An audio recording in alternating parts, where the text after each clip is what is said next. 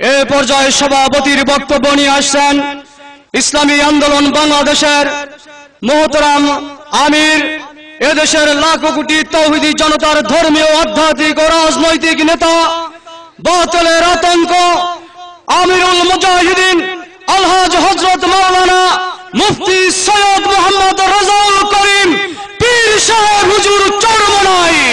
নারায়ে তাকবীর, নারায়ে তাকবীর। সারা বাংলায় শুনতে পাই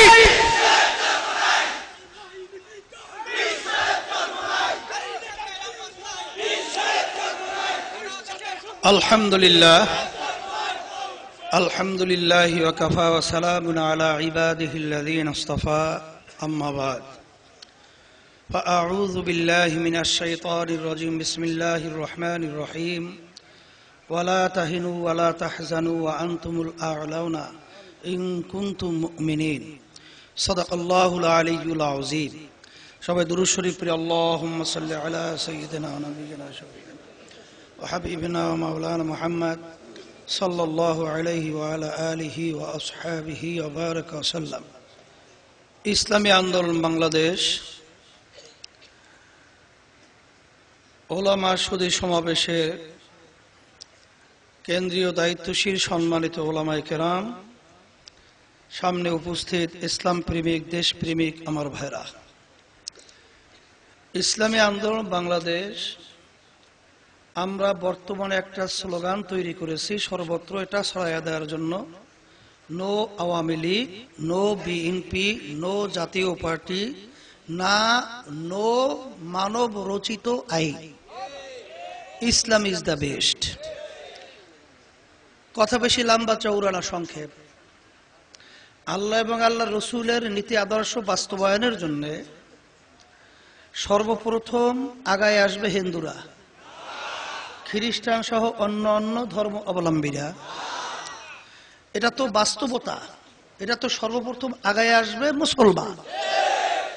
কিন্তু যেই মুসলমান আলেম, মুফতি, মুহাদ্দিস, পীর সহ কলেমাগো মুসলমান, নামাজি, হাজি, গাজী সহ বিভিন্ন পরিচয় দেয় আর মানব রচিত সেই আব্রাহাম লিঙ্কন খ্রিস্টান যেটা যাই না শুই না মানলে ঈমান থাকবে না, সেটা সহযোগিতা করে, সে তো মুসলমান হতে পারে না।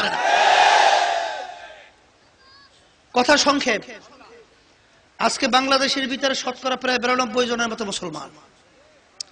এই বাংলাদেশের ভিতরে আজকে ইসলাম মুসলমানদের অত্যন্ত দুর্দিন যাচ্ছে। আজকে প্রধানমন্ত্রী শেখ মুজিবুর রহমান সহ বিভিন্ন নেতা নেত্রীর বিরুদ্ধে আজকে কথা বললে তার ব্যাপারে আইন হয়, তার শাস্তির ব্যবস্থা হয়। আর 92% মুসলমানের দেশ, আল্লাহ এবং আল্লাহর রাসূল ইসলামের বিরুদ্ধে কথা বলবে আর সে ব্যাপারে কোনো আইন হবে না, সে ব্যাপারে কোনো শাস্তি হবে না, আর মুসলমান চুপ করে সেটা দেখবে, এরা মুসলমানদের চরিত্র হতে পারে না। সেই হিসাবে ইসলামী আন্দোলন বাংলাদেশ আমরা বারবার ওলামায়ে কিরামদের কাছে আমরা যাই এবং বারবার আমরা তাদের থেকে জানতে চাই যে আমাদের কোথায় ভুল আছে, ধরায়া দেয়। যদি আমরা ভুল করে থাকি তাহলে আমরা এই পথে থাকবো কেন? আর যদি ভুল নাই করে থাকি তাহলে আমাদেরকে পরামর্শ দেন, আপনারা নেতৃত্ব দেন। যদি আমাদের নেতৃত্ব ভুল হয়, আমাদের সিদ্ধান্ত ভুল হয়, নেতৃত্ব দুর্বলতা হয়, তাহলে আপনারা নেতৃত্ব দেন। কিন্তু না দিয়ে আজকে যে এই অবস্থান বাংলার জমিনে চলছে, এই ব্যাপারে যদি মুসলমান আজকে সজাগ না হয়, কখন আপনার ঘর চুরি হয়ে সমস্ত ঘর খালি হয়ে যাবে তখন হায় আফসোস করবেন, কিন্তু আর কখনোই সেই আফসোস আর মেটার সুযোগ থাকবে না। সেই হিসাবে আমি সকল উদাত্ত আহ্বান জানাবো, আসে আজকে ইসলামী আন্দোলন বাংলাদেশ আল্লাহর খাস মেহেরবানিতে, আপনাদের দোয়ার বরকতে, আল্লাহর খাস মেহেরবানিতে সর্বত্র সারা বাংলাদেশ এমন কোনো জায়গা নাই যে এর শক্ত মজবুত আল্লাহর ফজলের ঘাঁটি তৈরি হয় নাই। আজকে দিনার দিন আমি সফরে যাওয়ার পরে, গত বছর 1 মাস পরে, 6 মাস পরে যখন বিভিন্ন জায়গায় যাই, তখন দেখলে মন খুশি হয় যে গত বছরের এই বিভিন্ন প্রোগ্রাম আর এবছরের দেখি অনেক পার্থক্য, বলতে দিন আর রাত্রের মতো পার্থক্য হয়ে গেছে। আজকে আওয়ামী লীগ নয়, বিএনপি নয়, অন্য অন্য কোনো বিভিন্ন দলের যে অবস্থান আমরা লক্ষ্য করছি, ইসলামী আন্দোলনকে আন্তরিকভাবে তারা আজকে মহব্বত করতেছে। তা আজকে যদি ওলামায়ে কেরামরা সহ আজকে যদি আমরা সবাই একযোগ হয়ে এক মতে এক অবস্থায় যদি আজকে অন্যায়ের বিরুদ্ধে আজকে আমরা আওয়াজ তুলতে পারি। আজকে দেখেন লতিফ সিদ্দিকীর কত বড় সাহস যে ওই বদমাইশ আবার সেই বাংলাদেশে চলে আসছে, আর সেই বাংলাদেশের নিরাপদে থাকার ব্যবস্থাও আজকে বিভিন্ন পদ্ধতিতে হইতেছে। এই জন্য ইসলামী আন্দোলন বাংলাদেশ আমরা তো সাধ্য অনুযায়ী শক্তি অনুযায়ী আমরা এর প্রতিবাদ করব। এই জন্য 5 তারিখে আগামী 5ই ডিসেম্বর ঢাকায় মহাসমাবেশের ডাক দেওয়া হয়েছে। অনেকে হয়তো বা মনে করতে পারে চরণে মাহফিল এই গেল, এই কালকে শুক্রবার পরে শুক্রবারই আবার সেই ঢাকায় মহাসমাবেশ। একটা বিষয় মনে রাখা লাগবে, আল্লাহ রাসূল সাল্লাল্লাহু আলাইহি ওয়াসাল্লাম সাহাবায়ে কেরামদেরকে নিয়ে রমজান মাসেও কিন্তু যুদ্ধের ময়দানে নামছেন।